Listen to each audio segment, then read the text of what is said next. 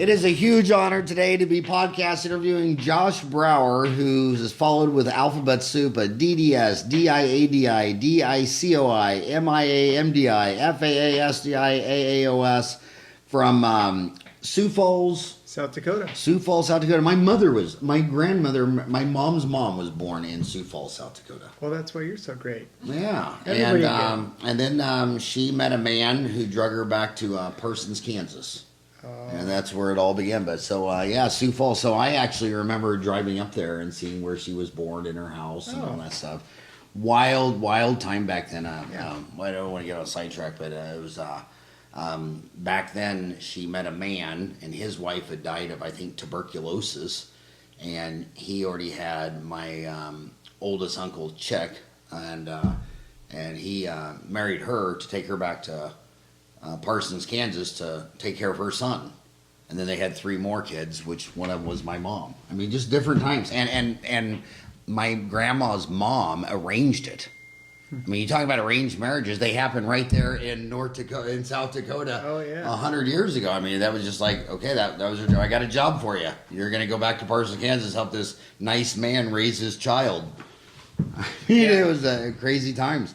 So Dr. Brower received scholarships to attend the University of South Dakota after graduating from Washington High School in Sioux Falls, South Dakota in 1990. He completed his studies in 3 years while finishing with Cum Laude honors and received a scholarship to attend the #1 ranked dental school in the nation, which was the University of Minnesota at that time. He found he had a strong interest and ability in dental implants and orthodontics while at the University of Minnesota. During his studies there, he accepted a health professional scholarship from the United States Army, where he received advanced training at Tripler Army Medical Center from 95 to 97 on Oahu over a period of 2 years. He specifically worked side by side with a gifted team of oral surgeons and orthodontists that ran the U.S. Army residency training program. After 4 years, he graduated from the University of Minnesota with honors, and in 1997 accepted an officer's commission in the Army, where he requested his initial duty station to be in Germany.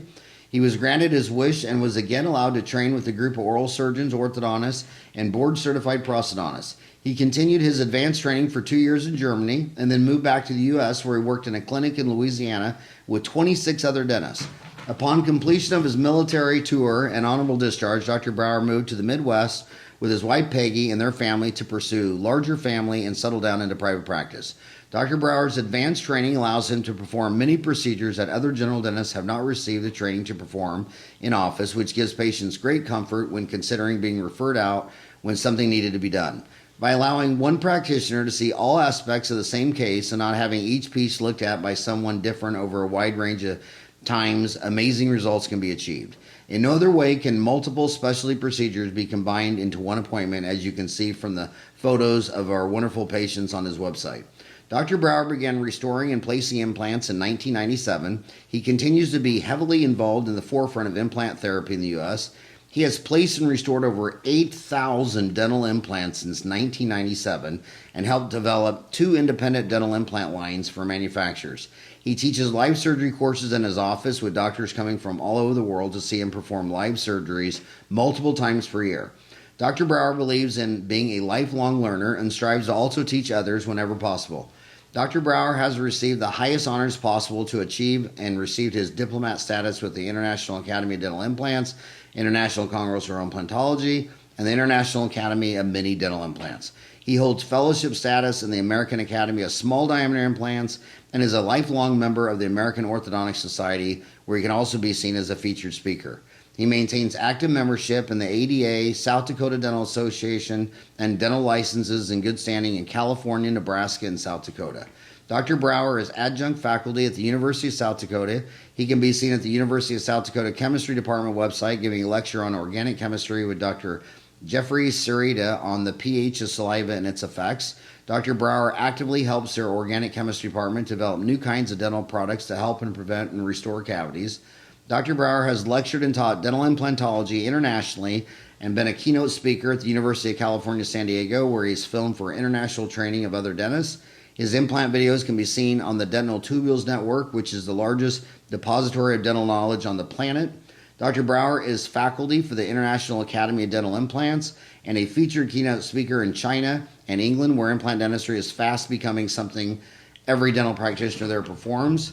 He also teaches orthodontics and publishes lectures for the American Orthodontic Society, runs dental forums for orthodontics and dental implants, and moderates the conversation of hundreds of dentists every day.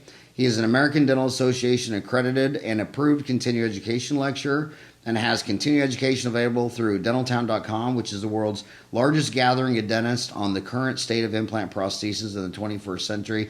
Josh, thanks so much for coming by my house today. Man, that's a lot to say. Thank you very much, Howard. You're an amazing man, and you're actually down in Phoenix this weekend lecturing. Yeah, just which is why I got you to come by my house. Well, I've always wanted to come down here. You know, Howard, it was really fun talking to you the first time, and anytime I could stop by and see you, I would, whether I was lecturing or not. So thank you for letting me come. So what are you down here lecturing on? Where are you lecturing, and what are you lecturing on? So there's an annual meeting for each of the dental implant groups, and this happens to be the weekend for the Mini Dental Implant group, the International Academy of Mini Dental Implants, which you have come and spoken for previous to now. So right now we're having our annual meeting. I had my talk yesterday with many of the other speakers, and it's going on right now. So when we're all done, I know you have a lot of more people to get to today, and I'm going to go back and keep doing some of the work with them. Well, this is Dentistry Uncensored. I don't like to talk about anything anyone agrees on, but on Dental Town, it has 50 categories: root canals, fillings, crowns. We've had to separate only two groups that I can think of. One was CAD-CAM, between E4D and Sirona, because anytime an E4D guy would post a case, the Sirona Mafia would come on and start, should have been a Sarah, whatever. And we also had to separate mini implants from what would you call conventional implants. Yeah. Why is mini implants? Why is it such a controversial topic? Why is it you either love it or hate it? I'm probably the best person to ask that question to, because I am the one person that lectures on why to do one or the other, and I'm very open and honest, and I say that there's a good time and place for every implant, and you cannot just think one works. So what I do is I go through and I have a lecture and I show all these failed implants, the mini implants that I do. And I say, here's all the reasons you would not want to use a mini implant. And I do that when I ask the question, how many people do mini implants, and no one raises their hand. So that's my lecture for them. And then the next one is, when would you not do a conventional implant? And so I've taught Harvard-trained periodontists how to place mini implants when a conventional implant wouldn't work. There's a lot of indications where someone's very sick, they can't afford the grafting, the time frame isn't right. Those are good indications, for mini implants, rescue cases, whereas the conventional implants, they're tried, they're true. I just spoke with Bergic Friedberg. He's the current head of the Brandemark Institute. He's placed 42,000 conventional implants. And he said that even in their department, they fight with the periodontal department over whether they're doing their implants right, even though they've been out the longest and done it. And so there's controversy about all of them. I like to say that some people say the Bicon implants are short, so they don't work, and the BioHorizons or the Nobel BioCare or the Straumann, each one of those is going to say that they're the best implant. It's just that the divide's a little bigger when you talk about a mini versus a conventional.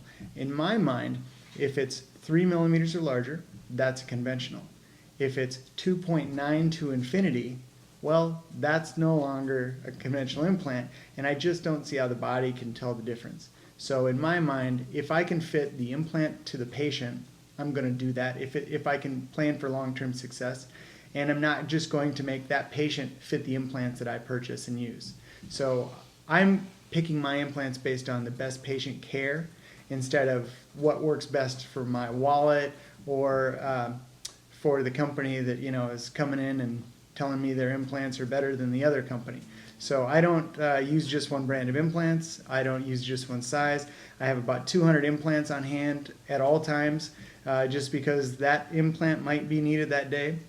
I see a lot of people, where I'm lecturing and they're asking me what implant size, and frequently I hear them say, well, I made the hole this big because that was the size implant I had. I ordered the wrong size and it came in. And so, it's not that that's going to fail, but it means that you could have done something a little better for your patient if you had the opportunity. So I think the divide is more around people that have not placed mini implants. So many people think that they're temporary or they don't work. and they'll go in and say that because in the past there were times when people would use them initially to stabilize a case, that they were waiting for the conventional implants to heal. And then what they found out over time is that they were integrated and you didn't want to remove them because it would actually cause harm to the patient. So they leave both in there. And then Dr. Sendax pioneered Imtech, which was purchased by 3M, and that kind of went mainstream. And now Dr. Christensen teaches, lectures at his facilities, and he's got videos on mini implants. And, his comment is kind of interesting. He said the people that put down the mini implants the most are the ones that have never really tried them. And he said that the same thing happened when conventional implants came out 30 years ago. You were considered crazy if you were putting these things in. So I think it really goes up and down. The blade implant was just reintroduced this year in June. And, everybody had stopped using that. Subperiosteals are there, bars are there. So there's so many implants that kind of come in and out of fashion. And in my opinion, they all work. I saw a subperiosteal implant that had been in over 40 years, and it was perfect in a patient's mouth that came in last year. So I think in the right patient, anything will work. I think in the wrong patient, everything will fail. And I think that, picking a side is not a good thing because it just means your mind is closed to future opportunities. So. Every wise man in the last 2,500 years keeps talking about you need to be a moderate. Extremism is always bad, and it's a condition of the human to be an extremist. Mm-hmm. And so having a open mind, and what you just said was beautiful. You mentioned Imtech, but Imtech 3M just closed the Imtech. They did. They closed it, and I talked to the company that initially sold Imtech to 3M, which Park Dental Research now owns that owns basically that design because they initially designed it. Ron Boulard and Dr. Sendax started up Imtech, and when his rights came up, he basically redesigned the mini implant, started selling that through Park without salespeople. So with no sales force, the price came down. It's kind of like going on Amazon. You just go in, you place your order, you click it, and it shows up at your house. So they're doing that now. Yes, who are those two people that started Park Dental Research? Ron Boulard. Spell his last name. Bullard. Bullard. And is he that Oklahoma? He is. Yeah. Okay. Yeah, he's still in the same place where Imtech was initially founded. There's a great story if we have time for it. Yeah. Who's the other guy with Park? Ron Bullard's the owner, but Victor Sendax was the original inventor. So it was very interesting when Ron... How do you spell Sendax? Sendax, and he wrote the textbook Mini Dental Implants that was published in 2012. And Sendax? That's correct. Okay. And he's showing mini implant cases out 30 years in there. And where's he from? New York. So you're saying that 3M shut down the Imtech because they had a sales force, and then Ron Boulard is selling them online cheaper, or? No, so a number of years ago, Park started selling them online. And what was that website? ParkDentalResearch.com. Okay. Yep. So you can go on there and purchase whatever you'd like. That's one of the nice things is that when people go to a course, I can usually get discount codes for them, where they can go and buy from... Ryan, text me ParkDentalResearch.com. Yeah. Where they can go on and buy from Intralock. Intralock has some really innovative, mini implants. But the way it usually starts out is 2 or 3 people, as you probably know, form a company. One person gets into it more than the other and eventually buys the other 2 out. And my understanding is that it was Dr. Gillespie that initially came in with Imtech, Dr. Boulard, and Dr. Sendax. Dr. Sendax was the inventor, and then 3 people patented it, along with the engineer from Oklahoma that designed it. And I think that was in 97. And so in 97, they went through that process and people were using them. It wasn't until Todd Shatkin published some good research that they got FDA approval. So a lot of people think they are temporary, but they are FDA approved for permanent use, anywhere in the bone. And then now they have, many predicate devices that are using those previous patents to say that our mini implant's similar, so you can use it. And there's probably 20 or 30 different brands of mini implants now. Most of the lines have just gone to like a Keystone or Southern Dental 9 by 10 millimeter implant, big one for a molar immediate extraction, all the way down to a 20 by 10 for a really debilitated mandible. So they're just carrying the whole line now, and I think the manufacturers are really smart about it. If they're going to be extreme, they're not going to have the people they need to. They need to be moderate and offer what their dentists want, because everybody's made different. If everybody was. But why do you think 3M though closed down Implant? Okay, so my understanding, and I can tell you that it's not confirmed, and no one will confirm it, is that they were interested in pursuing some other product lines, and if they kept the mini implants, that would compete with some of the companies that they're going into business with on these other product lines. So since it wasn't a major portion of their company and their focus, it made sense for them to basically shift that off to someone else so that their future relationships weren't. So did they sell it then, or? As it stands right now, no one knows. Many people claim, more than one person or company have claimed that they were buying it. I know some of those companies, and no one has actually confirmed that. So it's all speculation at this point. I think by this time next year, we'll know whether it just closed, whether they sold their client list, or whether somebody actually did take it over and is going to redistribute. But as of now, you can't buy them. I think you went to dental school in Minnesota. I think the neatest thing about 3M is their name stands for Minnesota Mining and Manufacturing. Yeah. And they don't do mining. They're always progressing. I mean, it's a Yeah. very progressive company. I've always thought their dental vision was the most. My oldest sister's in a cloistered Carmelite monastery up there in Lake Elmo. Wow. So when I go visit her, I have to do business for 4 hours and 1 minute to make it a business trip.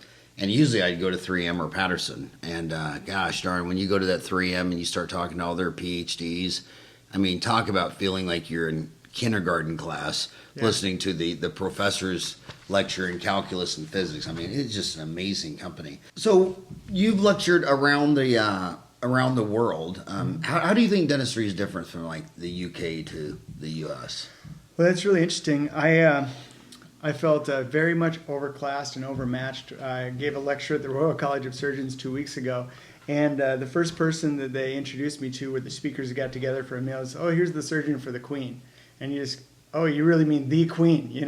And you're walking into this building that was founded, in the Middle Ages, and the only thing that's left, they're showing you, well, this is what's left after the bombing, from the Germans, and they have pictures, full-length oil paintings of every master of the school, but it goes back hundreds of years. So every wall is covered with floor-to-ceiling oil paintings, and it's unbelievable.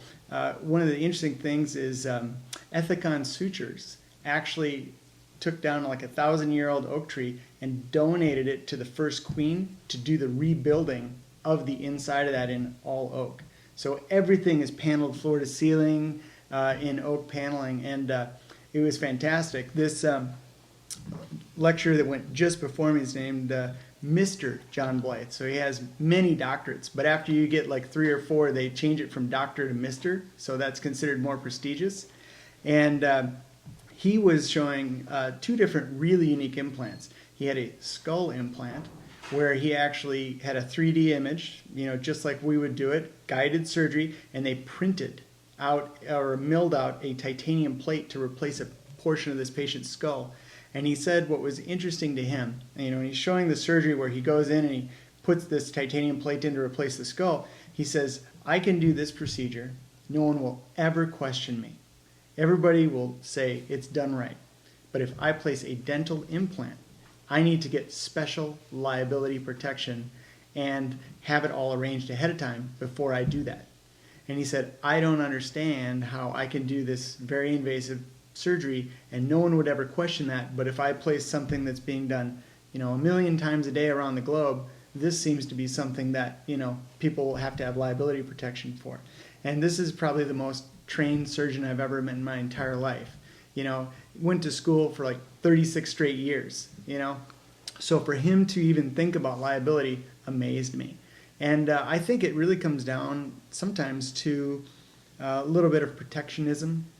Someone is getting into someone else's business, and so there's just a little bit of, I want this for me instead of this. And since many people can do dental implants, I think that there's more people that are going to poke a finger out and try to say, well, hey, I would have done it this way, so maybe that's not the right way. So they have a national health system over there, and they don't have a state-by-state dental board, but they have a general dental council. And that would be like their dental board for the whole, country. and they have the National Health Service. So, that's kind of moderated with how much dentistry you do. That would be like our Medicaid, but it's nationwide. And then, of course, there's private pay. But of all the dentists I talked to over there, they said they had to be very careful, just like here in the States, about what implants they placed and where they placed them. And the mini implants were, poo-pooed over there, so to speak, as well, just because conventionals have been around for a very long time. So I was just shocked at the level of expertise. There was Dr. Ali Ghanem, and he's a plastic surgeon, but he's also helping in their master's in implantology program.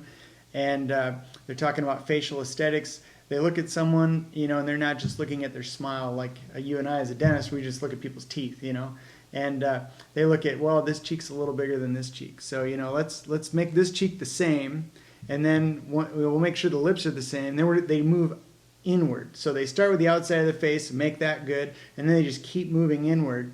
The level of aesthetics that they perceive and go through blew my mind.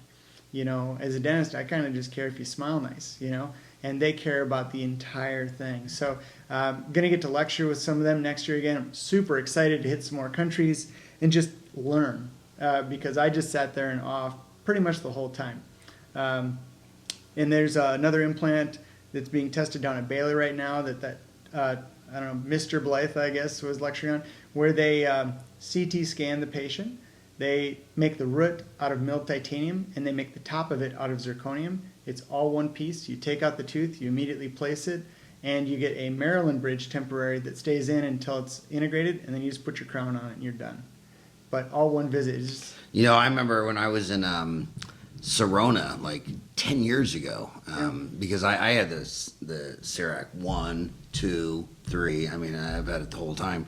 And I was telling that guy back then, I said, we need to extract the tooth, scan it, and then mill out a titanium implant. And we had an entire dinner that evening talking about that a decade ago, because that seemed to be, because we're making a hole to fit our implant when you should be extracting a tooth. I mean, why would you have to do a sinus lift if you had the 3-rooted molar that would go around it? That's exactly right. And the Italians started doing it a couple years ago with a zirconium implant that's printed, but I think the titanium is milled, and it's all done in Germany. It's really amazing. The box that it comes in is milled titanium, so they mill you the box that the implant comes in. I mean, it's German engineering.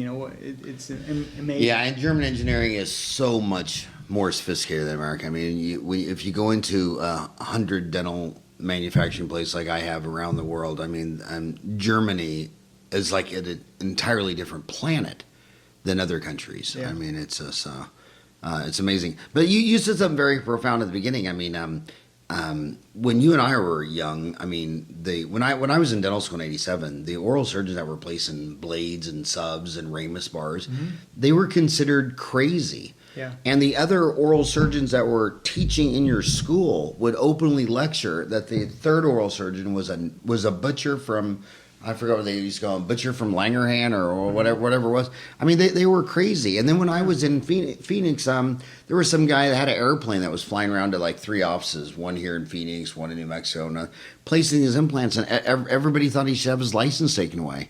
And a lot of some of those early famous implantologists, the first time they had a case go bad before the board, their license was taken away. Yeah. And so now, when you look at a mini, what you just said is, I mean, a mini, a root form, a blade, a sub. I mean, it depends on the patient. It's not this one shoe fits all. It's what does this patient need? So then my question to you is, for these podcasters are pretty much under 30. Can you really treat, the average dentist has 2,000 patients. Can you really treat 2,000 patients with one implant system? If the system was broad enough, so it would be dependent upon the manufacturer. Some implant manufacturers maybe have 20, 30 sizes. So let's just say there's always that 1 to 2% of the population that doesn't fit any scale. But, you probably place 90% of the people with a really broad line. Can you name any of those systems where you could treat, would you say 90% of your patients if the system is broad enough? Yeah, I would say, for example, Keystone and Nobel are the only 2 in the United States that do zygoma implants. So if you had a patient walk in that had very little upper jawbone, you'd have to purchase it from one of them. So those are pretty broad lines. Keystone Dental and Nobel Biocare are the only two in the country that are, Now, everybody's heard of Nobel Biocare. Yep. I mean, that's the oldest one on the block. But most probably have not heard of Keystone Dental. Yeah, they used to be called Southern. Brian, will you text me Keystone Dental? Yeah, they used to be Southern Dental. They were purchased by Keystone. And Southern is also over in Europe, so you can buy those in Europe as well as here. I know that Park Dental and Interlock are both CE, which is the European approval, and then the FDA approval here. So Park Dental has a very broad line. Interlock has a very broad line. I think. And Park Dental. Yeah, I think if you start looking for a company that carries minis, there's a number of companies that carry them, but you got to be careful because many of them did not seek the FDA approval. A good example would be Glidewell. So when they were coming out with their mini implant for the lower, they chose not to have it indicated for a crown. So if you have a very small lower incisor, it's 2 millimeters of space, pretty much they're saying you can't put in their implant that's a mini that would fit the space. It's only for removable. So I don't know who the owner of Glidewell is, but Jim Glidewell. They made a conscious choice to not do that. So they're basically saying minis don't work. And so, conscientiously, I have to look at it and say, well, I don't necessarily agree because it didn't cost any more to have it approved for everything. You just write it on the sheet that you want it to be approved for that too, because it's a predicate device based on all the others. So if you were getting it approved for all the other mini implants that were removable that also were approved for fixed, you just had to say the word and you could have gotten approved. Did you ask Jim Glidewell about that? I didn't, but I did call the people that were in the lab and I talked to them specifically because I thought there was some design flaws with the actual implant when I'm a big believer that you can't say something doesn't work until you've had it not work in your own hands. So I ordered a bunch of the Glidewell implants and I tried placing them, and what I found is that the pictures they show are not accurate to the actual size of the implant when you get it. There's some small threads at the cortical bone at the top that they show up very, very big in the photos. But when I got them, I could not see them, and I contacted them, and they could not see them. So they had to get a microscope out to see that those threads were even there. But they're very visible on all their marketing materials, and that was one of the reasons I bought it, is I thought, this would be really nice to have these threads engage this cortical bone because all the pressure is at the top of the implant, not at the bottom. And so I did not repurchase after that. They felt they were only useful for removable. So they were very closed-minded to the idea of opening it up to other markets. Who's that new implant guy they have with a Z? Well, I know Raymond Choi, I think, does their mini implants. I think that the Zahn implant or the I think Paresh Patel is talking a lot about the Implant Direct implants along the same size lines, and I'm trying to think of who is there. I think the Zahn implant is sold through Implant Direct versus Glidewell. So one of the things that I think about some of my implant legend gurus, Josh Brower or one of them, Justin Moody,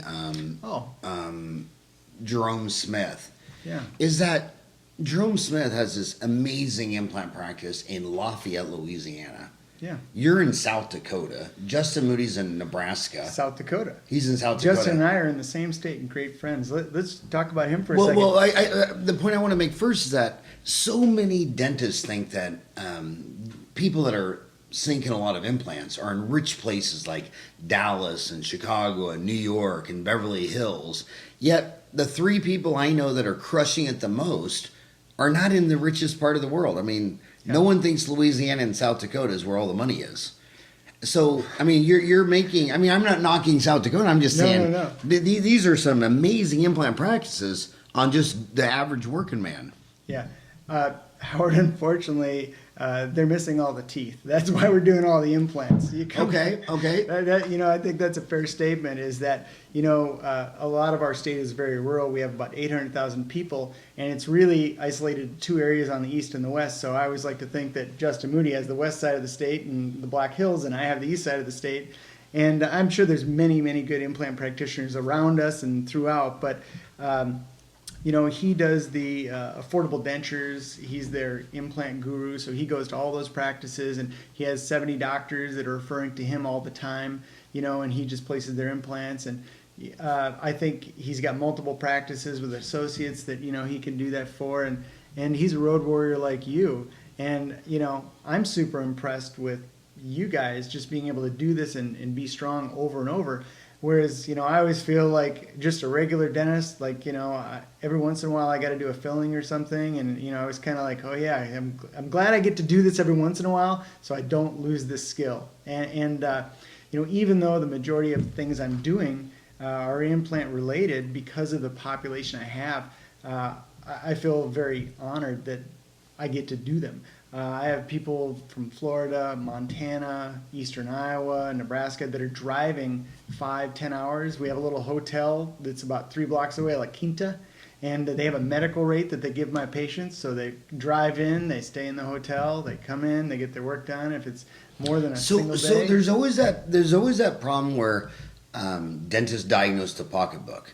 Mm-hmm. So you're seeing these Midwestern people who didn't have a lot of money who lost their teeth. Yep. But you're selling them implants, whereas they might be looking at them and saying, "Well, if you're missing your teeth, if you can afford the root canal and the crown, I'll just go straight to the partial or do nothing or whatever." Yeah. I think a lot of it. I mean, the difference between the elite top 10% doctors and the bottom 40% has got to be diagnosis and treatment planning. So there might be a huge mental block of them just saying, "Well, you don't have any money. You're a farmer and you're already missing 5 teeth." And you and Jerome Smith and Justin look at those people and say, there's implants there. Yeah, well, Justin's from a large farming family in Nebraska, and I can tell you that at land at $10,000-$20,000 an acre, you can't farm on 100 acres. You're farming on 400, 1,000, 3,000 acres. The farmers have money. So, they buy a new $250,000 combine every year, and for them, it's all about time. And that's where a lot of these mini implants come in. You can load them right away. And then I have that population that doesn't have a lot of money, and I can put in a mini implant because it's more affordable, less invasive. I don't have to graft. They can get it right away. So those are indications for them. So, in my office, I kind of say, well, what is it you look for? And then we'll figure out together very carefully what you want to do and how to get there. And some of it's this year and some of it's next year if you play the insurance game, how that goes. And I like to, every consent form I have says you're going to pick your own implant between this size and this size, and we're going to do what you want to do.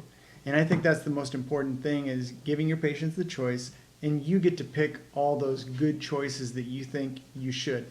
If someone says, I have no money, it's a different treatment plan than if they say, I can spend whatever we need to spend, but I have 2 months to do it in. And then there's the person that says, I don't care what it takes, it should be perfect, And so every treatment plan is different. You got to, I'm very.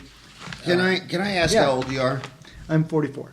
Okay, you're 44. So you're kind of sitting in the middle. So there's a lot of old guys out there, like my age, 54 to 64, say, look, man, I've placed 1,000 implants with a 2D pano, and I've never used a surgical guide.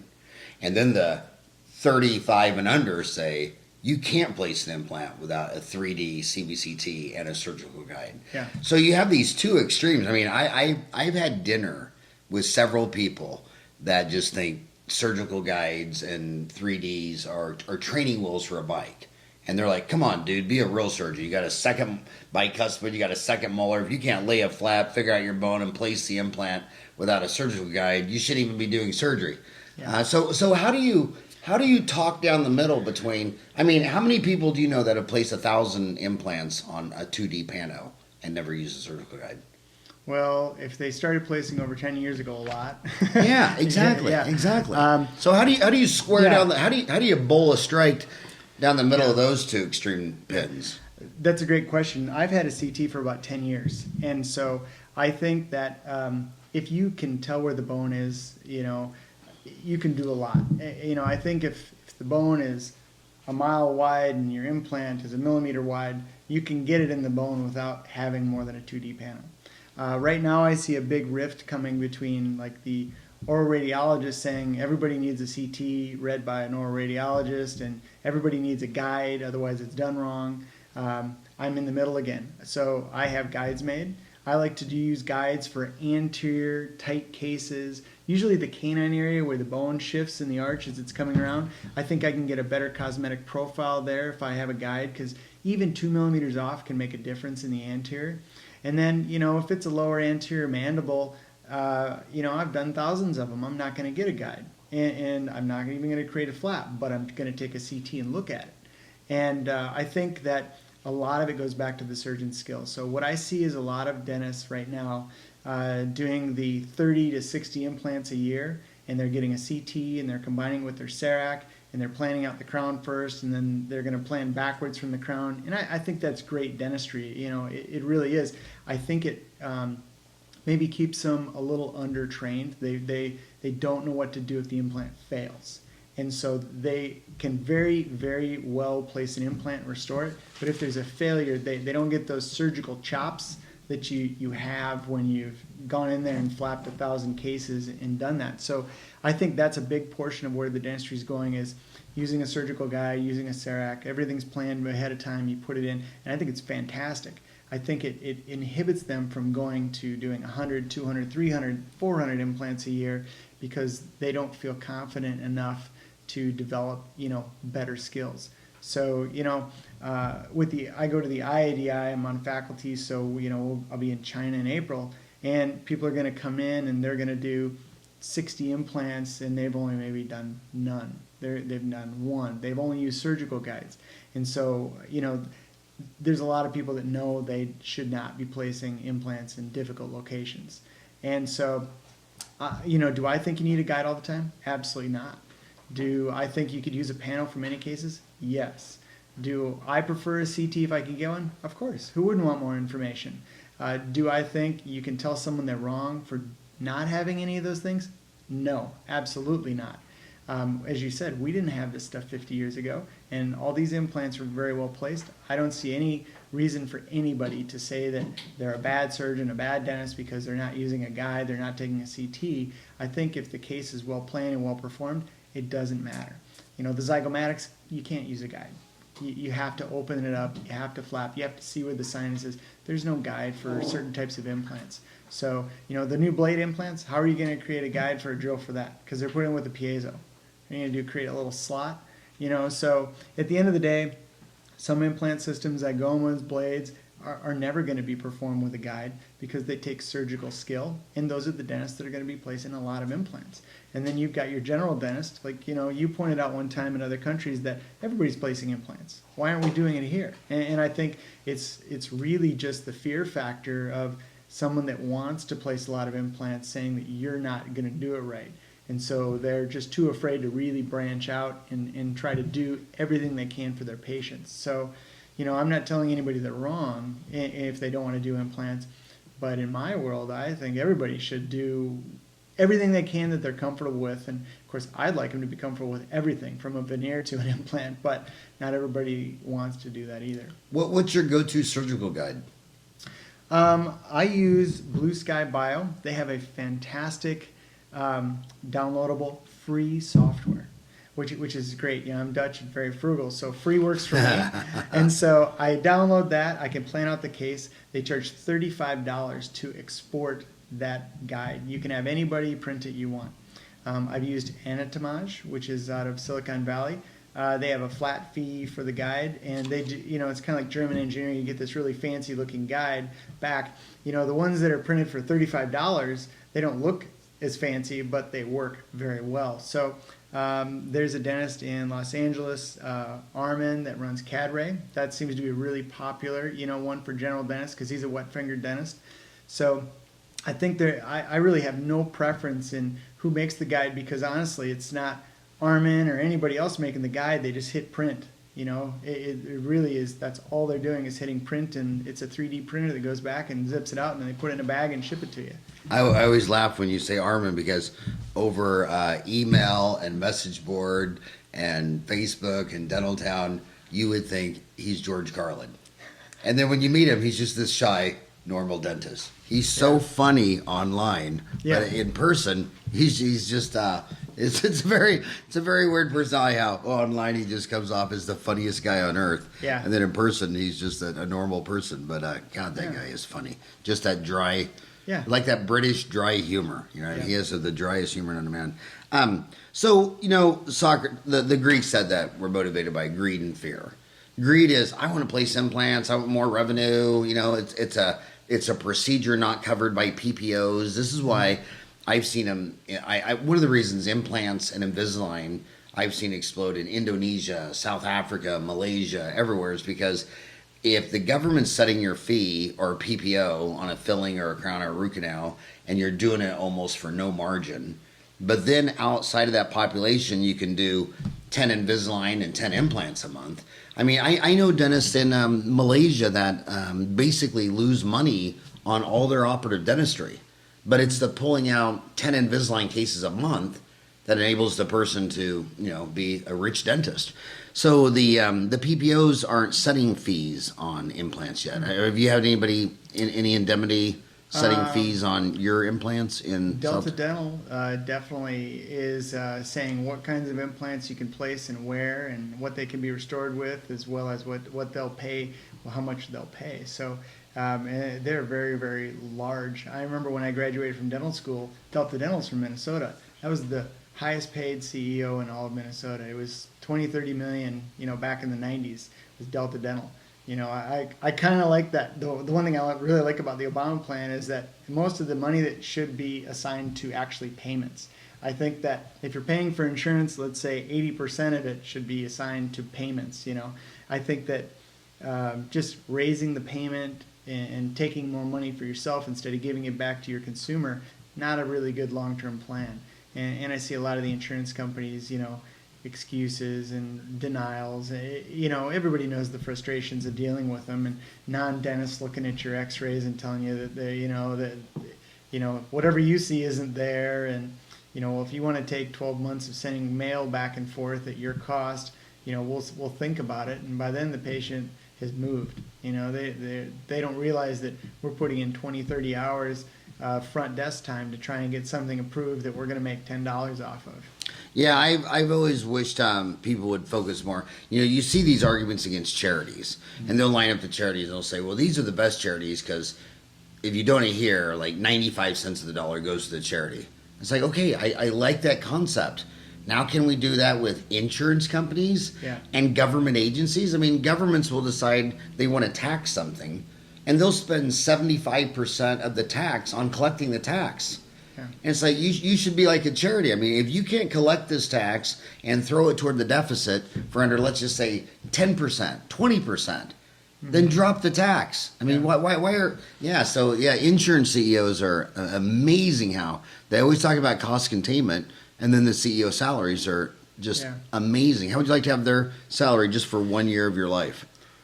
Be okay. I'd be all right with that. You could survive with that. Yeah. So back to the greed and fear. So we talked about the greed. They want to place implants, more revenue, but the fear, it's going to fail. Off the top of your head, what are like the top 5 reasons why implants fail? Well, the number one is patience. You know, they just don't understand that they needed that implant because they did something to their tooth. So if the natural tooth would fail, an implant is a poor second to what they started off with. And if they don't change what they did the first time, that it's going to happen. Regardless of the implant company, brand, size, you know, if you're never going to brush your teeth again, expect a failure. If you're, you know, the heaviest grinder in the world, it's going to fail.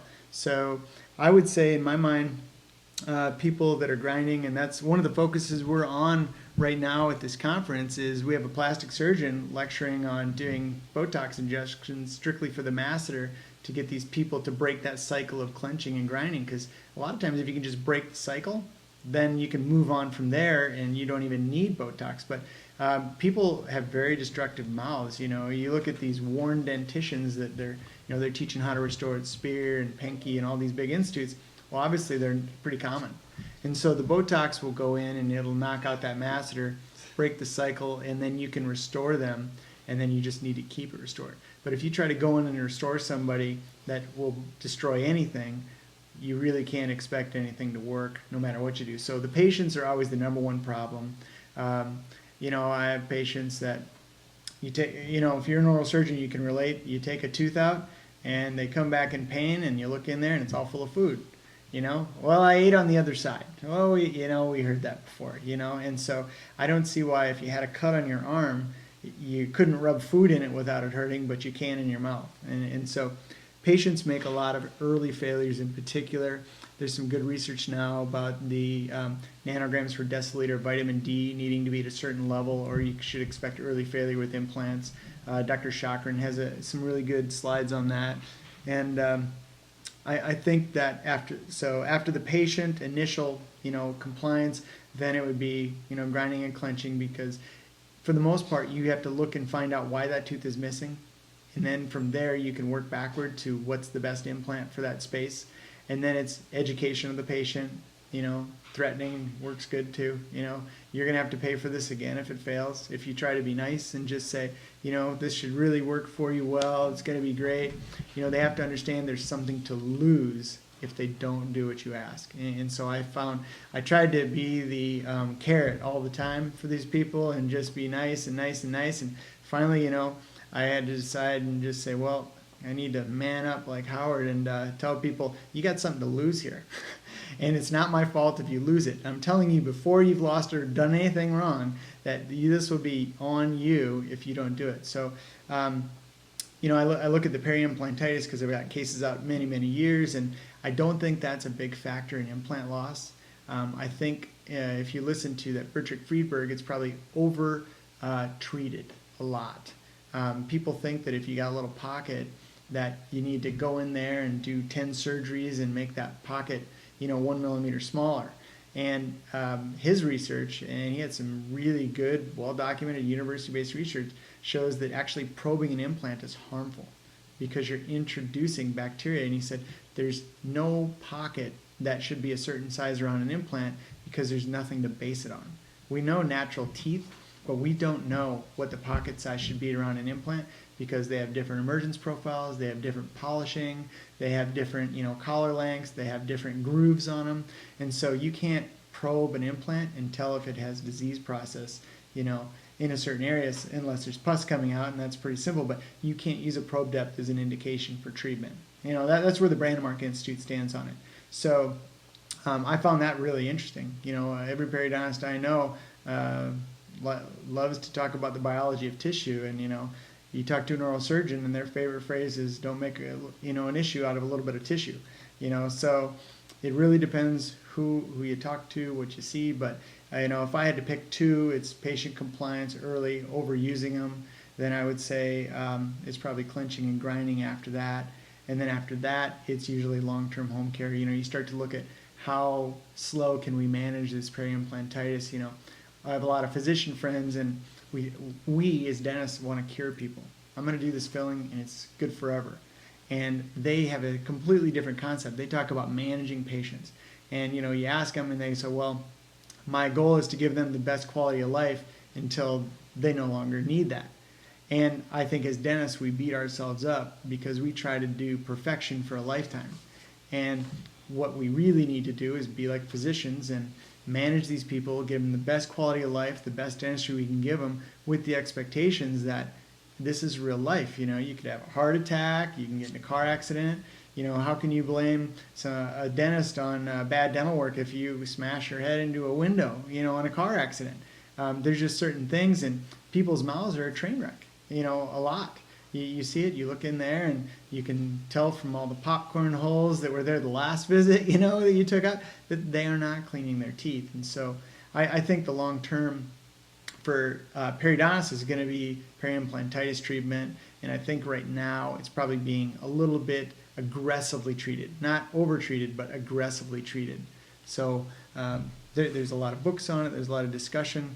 And I think those treatments are going to get narrowed out, and probably some standard protocols formed really well over the next 10 years because a lot of implants have peri-implantitis within a short amount of time.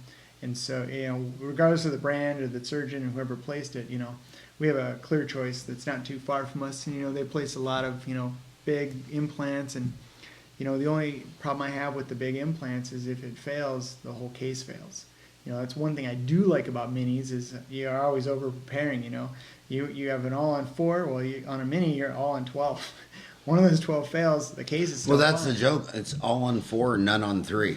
Yeah, that's exactly right. And I went down and got some training. Like I said, I don't think you can say something's wrong until you've actually done it and trained for it. So I had the Clear Choice oral surgeons down in Texas train me with their protocol. I went to the university to get the training, and I was watching them, put an implant. First they'd lay down all the bone flat, and to get enough height for the restorative, and then the implant would be 90% in the air and only in the bone at the top and at the bottom. And I asked, do you graft that, all those empty threads? Nope, we just leave it. And it mentally it was a jump for me until I go, well, the zygoma's the same thing. I guess I just need to get out of my stupid head and start, tell myself an implant thread that's not under skin and bone is not bad. And obviously these guys are doing it every day, and if they were all failing, they wouldn't be doing it. So that's part of being the open-minded. Every once in a while I catch myself being a little closed-minded when I see something. I'm the first guy to defend somebody instead of poo-pooing them because, it's 20 years from now and they're going to be proven right. Like those crazy surgeons flying the 3 clinics in their airplane, they're proven right 30 years from now. But right now, it's crazy dentistry. And I think that it's really difficult to know what's right or wrong today. I think in hindsight, we'll know in the future what works best. So following that line, and by the way, what you said was profound is, when you're placed implant, this person already did something to lose the tooth. Yeah. So that's what you're starting with. I'm always shocked at when so many people think, how are you going to curtail healthcare costs? Well, the bottom line is, everybody, it was 1% of GDP in 1900. It was 14% by 2000. It's 17% now. Every single person insured is eventually going to die. Yeah. Theoretically, healthcare will go to 100% because at the end of the day, you'll be throwing every dollar gold bar you have, and grandma's still going to eventually die. Mm-hmm. So, healthcare has to be managed somehow because 100% of all your customers are going to die while you're throwing healthcare dollars at them. You can't stop. This person's already lost their tooth, and you're talking about, doing what are you going to do, a heart, lung, and liver transplant on every single 90-year-old person who's going to die anyway? Well, Howard, you're old enough to remember the movie Gung Ho. You remember that? Yeah. And out there in the parking lot, they're doing exercise before work. We all know public health prevention's a lot cheaper. Do you see anybody paying to get someone out there exercising so they don't have diabetes and don't have a heart attack? I think that the focus, in medicine in general is not on prevention where we all know it needs to be. Oh, and they do the opposite because, like Medicare will pay for you to get a scooter. Yeah. Well, it's like the last thing grandma needs is a scooter. She's 50 pounds overweight, and then you give her wheelchair parking at the grocery store. Mm-hmm. God forbid she'd have... It literally should be, okay, look, if you're a senior citizen and you're obese and you're on crutches, you really should park in the furthest corner of the parking lot because you really need to walk. And then I go to the airport, all these moving sidewalks. Who's on all the moving sidewalks? All the people that need to be walking the most are all either on a cart, on a moving sidewalk, parking in the wheelchair deal. Yeah, so all the incentives are a lot of the incentives are reversed. Back to you have this wide plethora of implant solutions going over 100-year spectrum. Now you see a big trend to avoid hitting the inferior of the nerve, to avoid a sinus lift, to just go into really short fat implants. Mm-hmm. And there's some dentists in the UK where you've lectured and joining their faculty where that's all they do, short fat implants. And I like to promote short fat implants because I'm short and fat myself. Yeah. And I don't like to. But what do you think about these implants getting shorter and fatter? I have a lot to say about it. Dr. Sam Lee is a Harvard-trained periodontist, the director of the IADI, and I lecture with him. We were doing surgeries where we would actually pull the inferior nerve out of the jaw, put the implant past it, and then let it go back in because we had a certain length that we wanted to do. So there's a little bit of an ongoing joke in the implant community that 8 is enough. From the old TV show, in that, anything longer than 8, if you can look at a Bicon that's not that long and they've been working well, not that they all work or they all fail, but they work well. You'll see them out 20 years.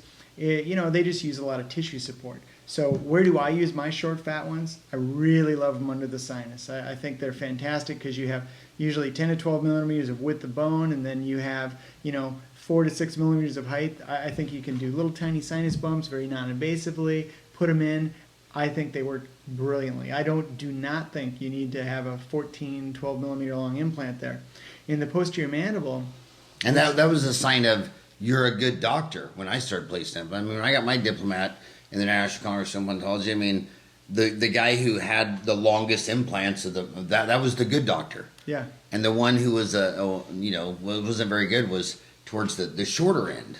Yeah. I remember the test for that diplomat in the ICUI had all this information on hater bars and clips, and I just thought to myself, oh my God, why are we focusing on one implant system and one lab component, but I guess if I get to make the test, I'll make it different, but, can't complain about someone else's, test. Anyway, on the lower posterior mandible, as you probably know, there's that lingual, the buccal plunge on the second molar. So a shorter fat implant's almost indicated there because no one's going to graft on the lingual inferior border of the mandible to make it long enough for the implant. And so I've seen some, there's a periodontist not too far from me that I've seen place some implants extremely lingual and very, very big and long. And, we always want, 2 millimeters of buccal bone, and we want attached gingiva, all those things that we say that make them last longer. But I think there's also a limit to how far lingually you can place them. And I think posterior mandible, really good indications for that. The problem is that if you've looked at a lot of mandibles, you know that kind of is a knife edge back there where the buccal slopes away a lot. And so it's a question of, can I get this down there? And if I leave 3 millimeters of buccal threads out here and it's under the skin, I know it doesn't matter, because I just saw this, Clear Choice guy leave 50 millimeters of implants under the skin. But the next dentist that sees it, he's going to go, oh, well, you've got, periimplantitis because you've got 3 threads exposed. So then you got to do guided bone regeneration, you got to do ridge splitting, you got to do block grafting, and and it just becomes a problem where we overtreat out of fear, I think, in many cases. So I like the short fat implants. I like because they solve problems in the posterior mouth in particular. And I think I like the long skinny ones in the maxilla, in the anterior, because that's where the buccal plate's so fragile because of the different angulation at which you chew. There's a lot of force pushing those buccally in the maxillary anterior. So I think that if you can move the implant more lingually to keep it away from that buccal plate, you have a much better chance of maintaining it long term. Dr. Chakran had a really interesting slide, and he's the inventor of PRF, if that gives you a basis. But how do you spell his name? It's Choukron. He's a French physician. Chakran is Okroun. Yeah, it's Joseph Chakran. We podcasted him. And he had what I like is he's always getting new information. He's not just sitting back and going, look what I did, and I'm great. So he showed this new slide where he was talking about the bone recession at the top of the implant. And he does not place implants. He's a French physician. He's chronic pain clinic. But he wants to know why this stuff happens. So he said that you get compression of the bone, which pushes the blood supply out, and that's why you get the recession. So he said it's about getting the pressure off of the bone. He gives the example, if you push on your nail, you watch all the blood go out. So if you press on something, the blood's going out. So if you put all this pressure on the cortical bone, you've just pushed your blood supply out, and that's why you get this recession. So he's a big believer that you should place them 2 or 3 millimeters under the crest of the cortical bone. And that way you don't have any pressure at the top of the bone where it's the hardest. Because by then you're usually down in the medullary bone. And then expansion, and he was showing cases, he's got all these doctors that he works with showing cases where there's no recession at all. And then pretty much you come up with the bicon concept where you're using the tissue support as much as the implant, which means you can use a shorter implant, because it's about support. You have bone and you have skin and connective tissue. Why not use some of that connective tissue like the bicons do to get support? The natural tooth does. So why are we trying to replicate something differently? Okay, back to PRF, platelet-rich fibrin. Fibrin, yeah. Or PRP, platelet-rich plasma. Yep. You have older doctors, even as prestigious as Carl Misch. Yeah. Saying, I did 10,000 implants, that's voodoo, you don't need to do any of that. And then you got young other guys that swear by it. It's another. This is Dentistry Uncensored. It's very controversial. I mean, we've podcasted people who have said who are extremely well qualified. I mean, older, done thousands, says there's no research for any of that. It's voodoo. And then others who say, oh my God, this is the greatest thing since sliced bread. Where do you fall in that? I follow it the same way I do everything. You can't poo-poo it until you've used it. You know, I have no problem if you like it and it doesn't work in your hands, because some of the doctors that we've trained, our techniques wouldn't work in their hands because they just don't have the same set of hands or the same set of eyes, you know. But I use PRF, and why do I use it? Because I see significantly faster healing rates in the mouth with it. I use IPRF, the injectable version, because it's free, and I'm Dutch, and I like that. I don't want to go buy dermal fillers and all these things. And it has stem cells and growth factors, and if you can get a little bit of that fatty tissue and collagen to reform, you know, through injections over time. Explain IPF. So IPF is injectable platelet-rich fibrin. So essentially what you're doing is you're using a tube that's not silicone coated, and it has no serum in it. So what happens is you not started the clotting process. So you spin it down to get the stem cells, the growth factors, everything at the top of the vial, which is like a light yellow. Then you're going to suction all that out and you're injecting it in. You've got to work quick. So you've got 20 minutes and then it hardens up into PRF.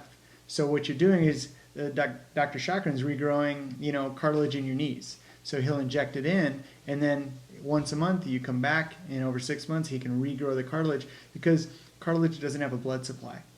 You know, so if you just go back to your basic anatomy, if I don't have blood, I can't make the bone grow. If you know, nothing happens without the ability for the body to get what it needs to that location. You know, it's like the blood is your highway.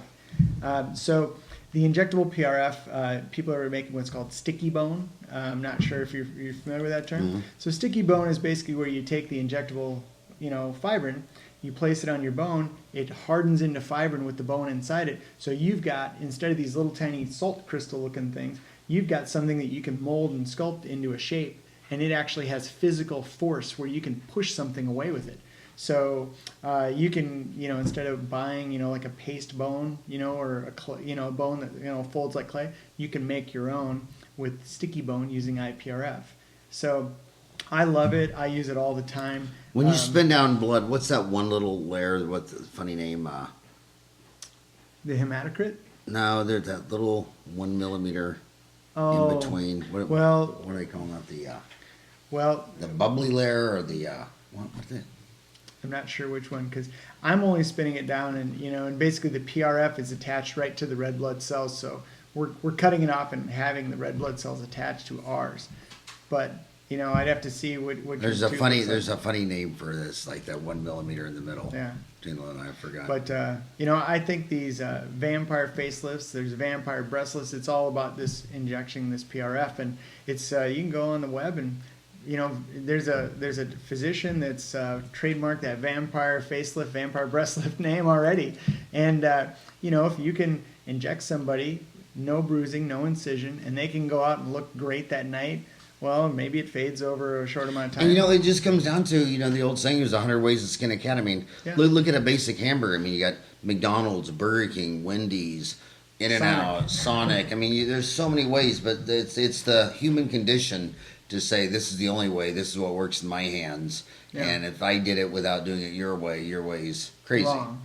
Or wrong. Yeah. The same thing, I'm trying to help them out. There's so many different controversies on sinus lifts and so many ways to do a sinus lift. What's your thoughts on your go-to sinus lift? I feel really fortunate to get to lecture next to people more brilliant than myself. And Sam Lee, he's a Harvard-trained periodontist, the director I told you about for the IDA. I think he's probably the world's foremost expert on sinus lifts. He's got his own classification system for, you know, when you would go lateral, when you would go prestal. He's got many slides where we've done one sinus lift on one side one way, and on the other side, the same patient, you know, we do pain control, we do, you know, basically what works best through many ways. I think he's invented 3 or 4 different sinus lift kits that are sold, you know, by different manufacturers.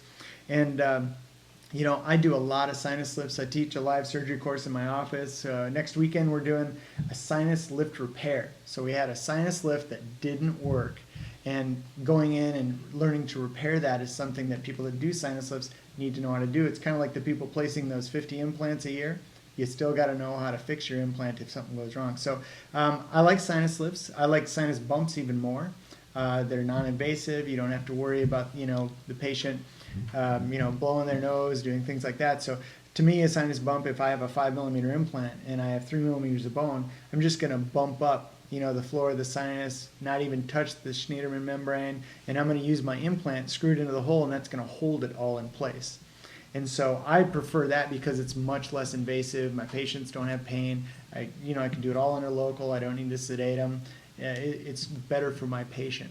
So I've got... what number was Sugar? Sam Lee was podcast number 314. And that's my leading question for you next. Yeah. What's changed since your last podcast? You did a brilliant podcast with us over a year ago. Yeah. Well, what's changed in your thinking from your last podcast? What's changed in your dental office in the last year? Well, we're definitely offering or using PRF on almost every surgical case. And you got to prove it to yourself. You're drawing blood on almost everyone. Well, no, Howard, I wish I was, but I have great assistants who do that for me. Okay. And, so I'm probably they're probably getting up to the point where they've done as many as me now. So, but I had a case where I took out. Is that you? Yeah. Are you a vampire? Is that why you're wearing red? Yeah. Because you're a vampire. Yeah, I'm really well trained. You don't want to get your clothes stained. Yeah. And the first thing to go back to, if you want to do implants, you better have great staff. You have to have an A team. If you have a B team, don't get into implants. You can't do B implants. That's a failing grade in implants. So. Well, that's something they always got to learn. I mean, if you got a B team, don't get into football. Don't get into basketball. Yeah. Don't get into anything. Yeah. I mean, if you can't attract A players. Yeah. Just go get into a business that you're passionate about and can attract passionate A players. Yeah. And if you're not passionate about what you're doing and you can't attract anybody passionate, find another business. I don't care if you have a dental degree. Get into something else. Yeah, I think I have some of the best trained staff in the world, and I would do anything for them, and I think they would for me, and I think that's what you all hope for. I talked to Dr. Kelly Bradley on the way over, and she's like, I worked for Howard. I love him. Make sure you say hi. Oh. How often do you get an associate that starts talking about how great their boss was? I mean, I don't know any. Every associate I know said, yeah, I went out on my own. And they don't, and here's all the reasons why. You've got her telling, me over and over how great Howard is, how great he is, and how you pushed her beyond her limits, and it's amazing. Two of my best dental assistants ever, Kelly Bradley and Elena Gutu, are now dentists.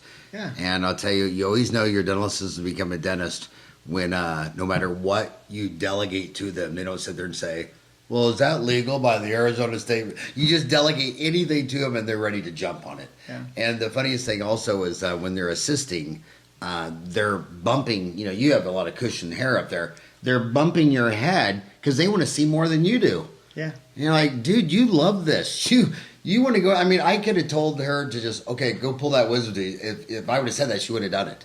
I mean, it's just amazing attitude. Yeah. And they're both amazing dentists. Yeah. I love Kelly Bradley. Yeah, it kind of sucks when your A team surpasses you. And then they have to go get their own A team. But, yeah. I guess. And that's another example. Like Kelly Bradley's up there in Bullhead City. Or what would it be called? Or that region? I can't think of the small little town. I actually got to visit her practice. It's really, really nice. Where's Eric and Kelly Bradley, Ryan?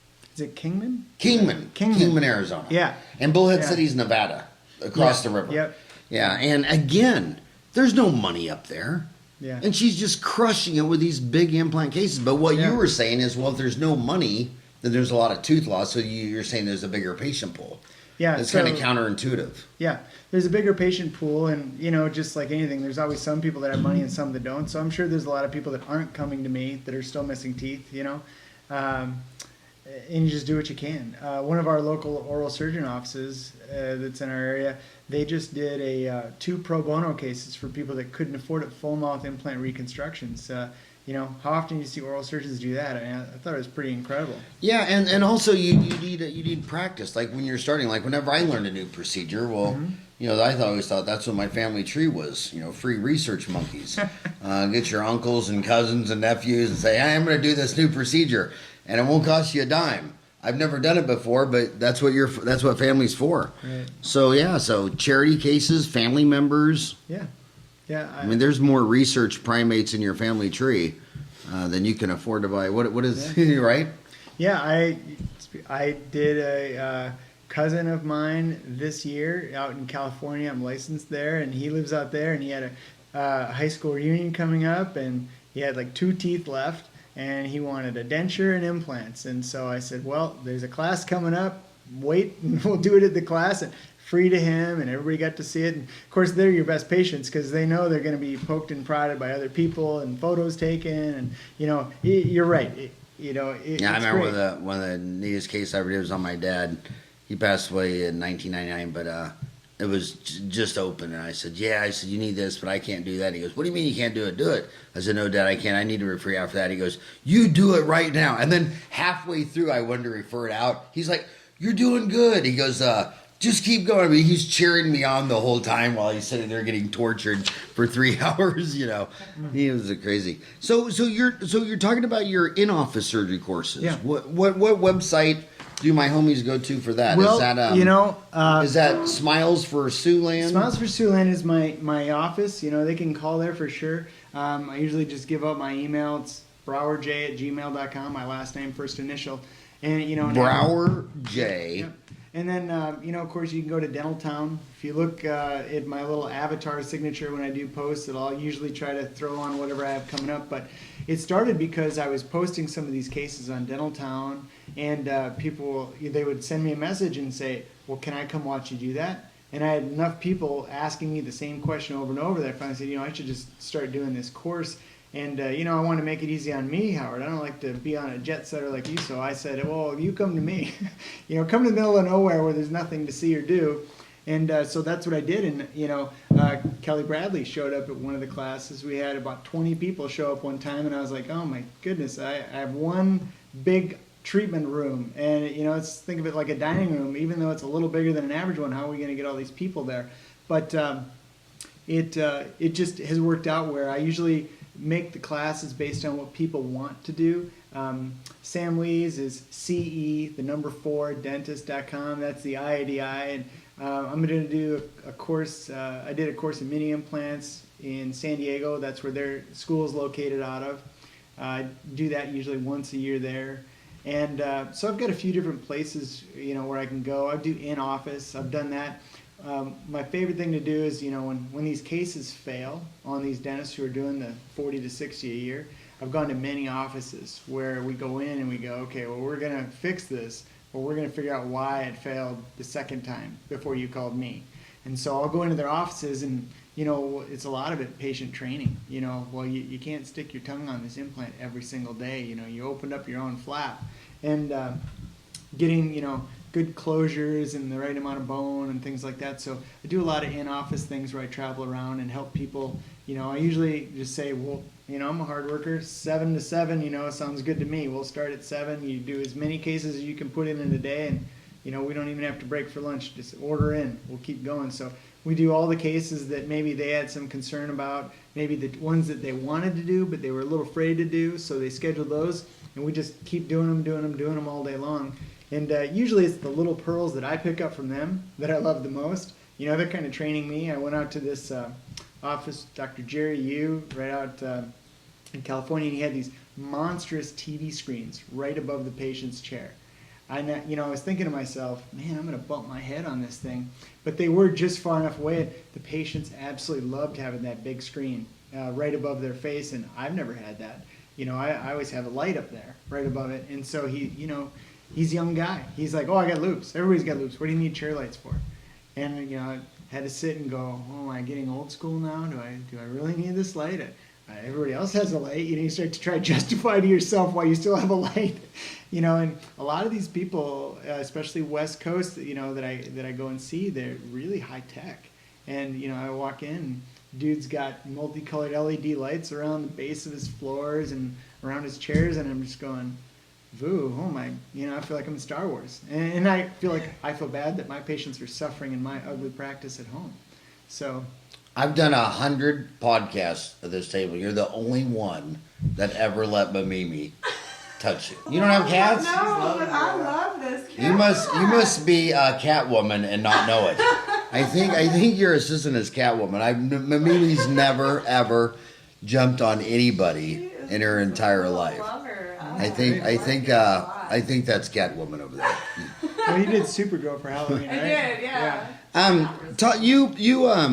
You put an amazing course on Dental Town, 21st Century Update to Crown and Bridge. Yeah. It was a 2.5 hour CE course that just had amazing reviews.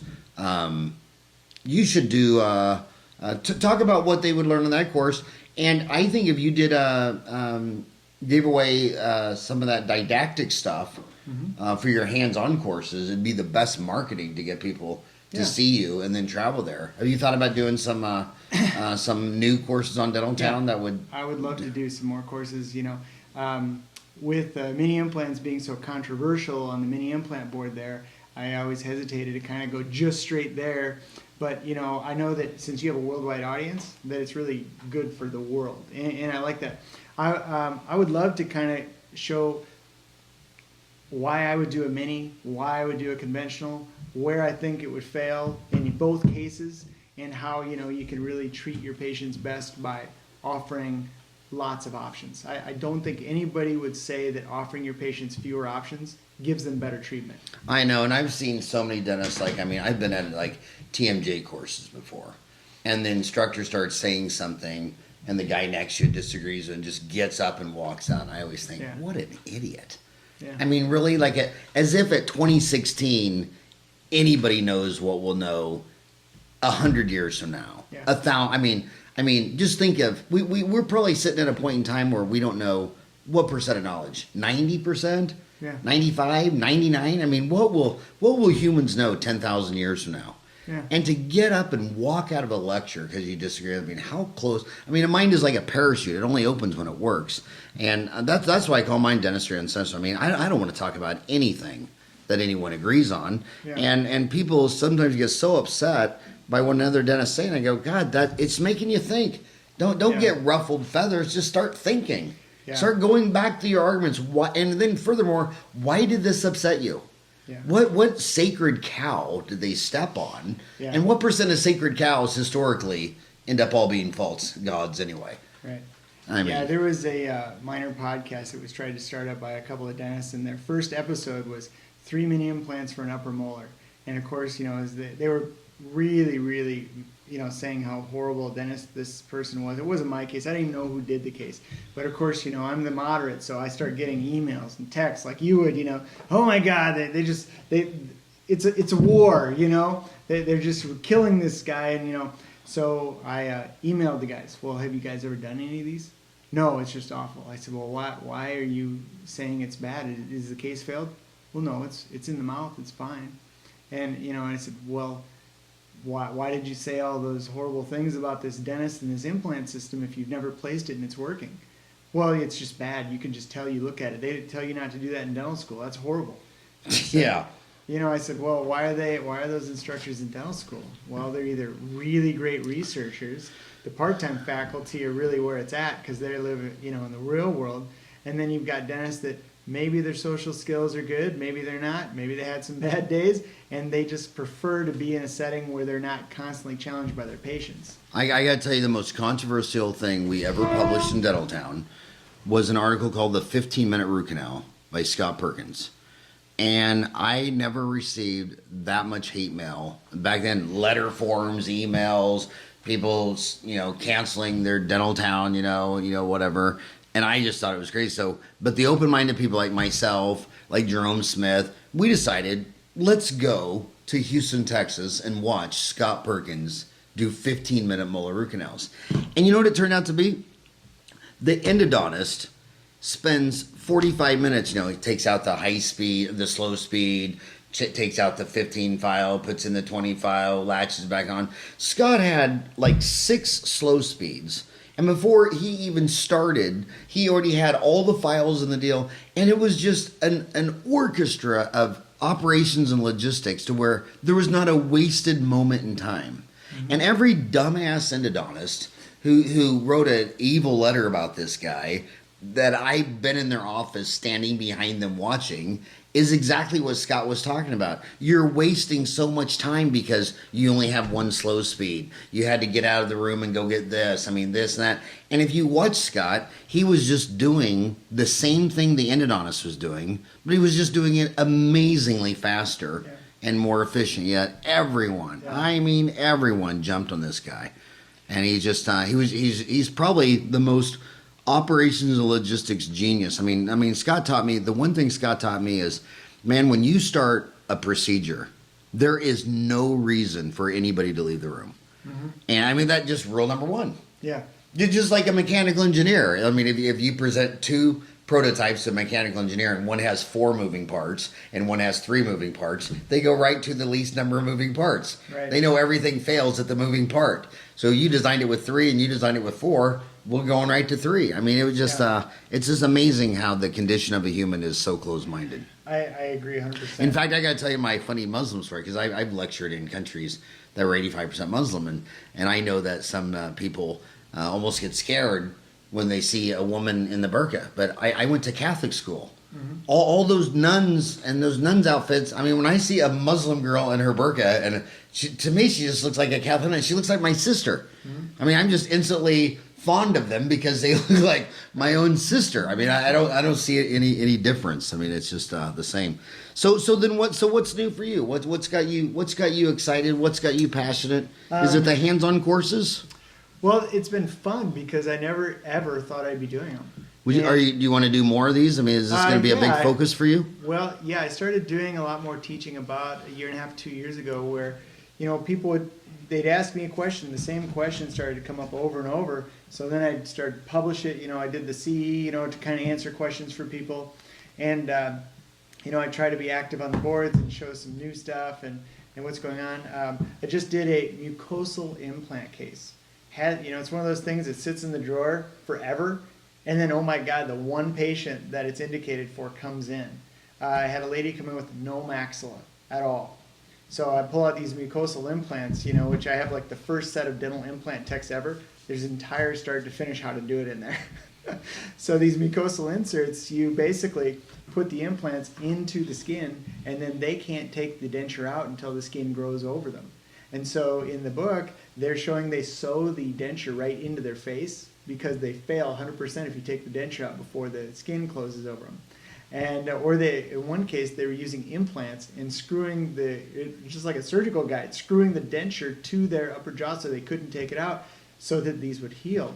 And, wish me luck. God forbid I have a failure, but I think it's going to work, and there's no other option at all for this person. And how many patients have you seen with no maxilla? I haven't seen too many. So are these 1-day courses or 2-day courses? They're 2-day courses. Basically, they get 24 CE credits in 2 days. We work hard. So we start pretty much, I show up at 7. They're eating breakfast. I start lecturing. Our first patient's at 9. We finish at whatever time the last patient leaves. We're adding. It's a real office, so the phone rings. It's something cool. They're coming in. We're going to do it. If I have a failure, anything I can show them, I love to show the failures. Here's how you. So it's a 2-day course. Yeah, it's 2-day. And 20. How many hours? CE? It's 24 hours in 2 days. And how much of that is hands-on participation, which you can credit toward your MAGD, versus lecture, which only applies to your... About 16 hours of it. Is hands-on participation? Yeah, because I tell them, all wear scrubs. My assistants stand around talking, and they're assisting, and, Well, there's about 30,000 dentists have their FAGD, mm-hmm. and I think about 5,000 of their MAGD. But when I talk to the 25,000 FAGDs trying to get MAGD hands-on participation courses, they say that the 2 they can't get is removable. Mm-hmm. So denture parsos, you can start leaning some of those hours towards the removable. That's a real hard find. And then the rarest unicorn to find is hands-on pediatric dental credits. Mm. And if you can, I know dentists that say I'd fly to Kathmandu if I could get an 8-hour hands-on pediatric dentistry, because the only thing standing between me and my MAGD is 16 hours of hands-on pediatric dentistry and hands-on removable denture. I want to go back to removable denture. If I sat down 10 dentists and asked everyone, what's changed on how you've done a root canal in the last 5 years, they could talk for an hour, or a filling, or a bonding agent, anything. Yeah. But when you get to a denture, their protocol has never changed since dental school. I do it different, and I did this different in the last year. You're the only one I've met that's got a different protocol than the one he learned in dental school. Dr. Larry Wallace. He's an oral surgeon. Larry Wallace? Yep, he's out of California. He had some kind of an issue, that I think a medical issue, that made him stop practicing as an oral surgeon.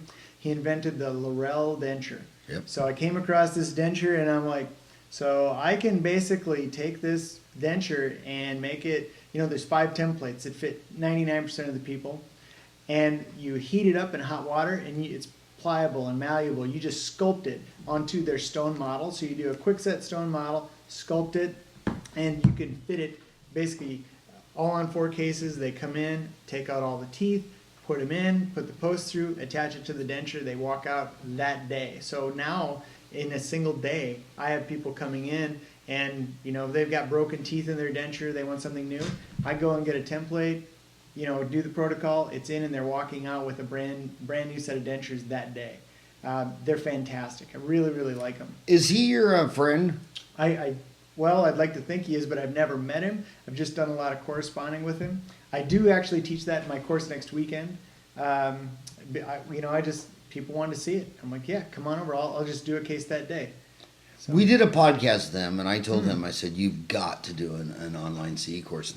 What podcast was him? That was number 449. 449, and I told him, I said, nobody knows about this. Yeah, you got to do an hour online C. Maybe you should do an online C course on his product. I'll do it. Because I don't think he's going to. I don't know if it's because maybe he's retired and he doesn't have I think, he's dental kind of a office. one-man show, and I think that he's got this incredible product that could be marketed so well. Yeah, it's 449. Single visit dentures with Lawrence Wall. I will do it 1 CE just on the Laurel denture and single visit dentures. And I'll do some others. You know why I want you to do that is because one thing that I'm embarrassed about in my profession is that way too many are interested in how to serve the richest 1% kings and queens. Yeah. In a country of 1/3 of a billion people, where 13.5% live below the poverty line, which is most of the Ferran family tree in Parsons, Kansas, and I just believe that there's as much money in the bottom 13.5% as there is in the top 1%. Well, I've heard that Walmart does fairly well. Yeah, and IKEA and Southwest Airlines. Yeah, I think one of my favorite slides I ever saw you show was this picture when you were in India, and it was this big bowl of all these teeth, and you could go and have the denture guy. You could pick out your teeth out of the bowl, or you could they had these boxes full of dentures, and you could pick them out and just start trying them in. I would think that if they can make those work, you can kind of make something that's a little more customized work. And I thought it was a brilliant idea when I came across that, and I saw how it would fit into my practice really well. And it's just, and I've always felt more at home with those patients anyway. I mean, Yeah. I'm across the street from Guadalupe Indian Reservation, and I feel more at home with those people than anybody that pulled up from Scottsdale in a BMW. Yeah, I mean, I'm being frugal doesn't mean I'm hanging around with rich friends, or maybe the ones that look rich but really aren't. It's totally different. I like hanging out with people that know how to save a buck and are concerned about what something costs, because I know they're going to pay me. Well, they say copper wire was invented when 2 Swedes were fighting over a penny. But do you know how the Grand Canyon was formed? No. I was 2 Dutchmen digging for a penny. That's a good one. My favorite joke. I'm Irish. Is the Italians dug under Rome, and they found out that they found copper wires, and they realized the phone was invented back in the Roman Empire. So the Irish started digging under their towns, and they didn't find any copper wires. So they realized they invented Wi-Fi. Okay. Well, hey, thank you so much for coming by my house. You're going to drive back to, where are you at, the Phoenix Convention Center? It's called the Hilton into Patio Point, something like that. Okay. Yeah. So what are you going to go back and lecture on this afternoon? Thankfully, I finished up yesterday, so I think I'm watching, it's Dr. Lasorsa, who, it's funny because there's these really, really good dentists, and they come and watch me lecture, or come to my live surgery course, and I'm blown away. I'm like, well, your cases look as good or better than mine. Wow, sometimes I think they just want to see how my front office is. I'm like, yeah, I get it. You're not going to learn anything from me, but feel free to learn all you want from them, but you know. So last thing, tell the homies why they should fly to Sioux Falls, South Dakota to your Well, hands-on course. I think you should fly to Sioux Falls, South Dakota if you're having difficulty or want to learn a new procedure that you can do in office more efficiently. That's kind of, I'm very efficient with what I do. And how much is the course? It's $9.95, 2 days. So for the price of one implant, Yeah, you can learn how to place 100 pretty for much. the price of one. Well, it's like ortho course. I mean, Yeah. so many people balk at paying Richard Litt $5,000 to learn how to do ortho. It's like, dude, your first ortho case is $5,000. Yeah. I mean, are you really going to take an ortho case and not do one? Well, we're doing there. Actually, I got one other new thing. There's everybody knows about the pinhole technique. You know, that Chow is going out and doing. You know, there's a dentist in New York that invented a bone graft technique through a pinhole. And so, you know, he's one of the faculty at the IDI, and he and I have been knocking these cases out and getting CT data over time. And we're doing that next weekend.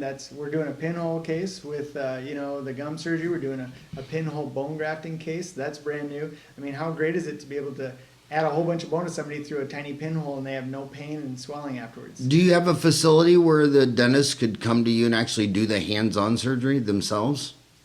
To do hands-on surgery, you can get a temporary license in most states, including South Dakota, for 7 days that allow you to do anything you want.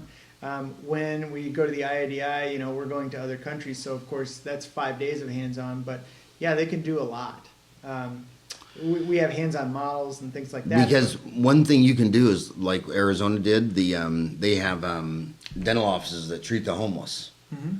So the dental directors went to the Arizona State Board and said, well, you know, we're just treating the homeless. So if a dentist licensed in American Good Standings comes to this homeless shelter doing free dentistry on the homeless, can they get a temporary license?